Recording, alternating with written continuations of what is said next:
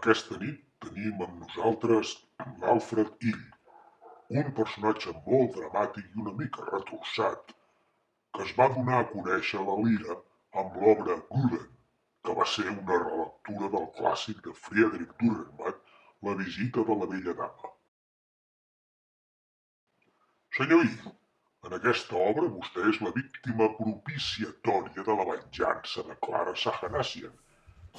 Creu que el veredicte final que van dictar els habitants de Gulen va fer-li justícia?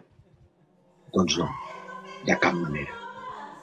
Jo era una bona persona. Portava una vida tranquil·la al costat de la meva família.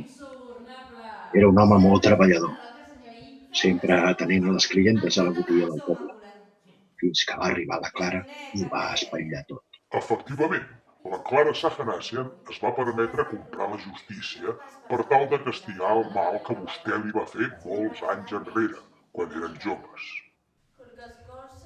Sí, però va ser una malifeta de joventut. Ella tampoc era tan innocent. Joves, ardents, ens estimàvem. El que va passar va ser culpa dels dos. Què opina de l'actitud dels seus convilatans? Doncs que fa pena. No van tindre els nassos de defensar-me, a mi, que moments abans de l'arribada de la vella dama estaven a punt de fer-me alcalde, a un ciutadà exemplar com jo. Es van deixar enlluernar per un grapat de bitllets. Fins i tot la meva dona i els meus fills. Quina pena. I els poderosos del poble. Ex. Quina tropa!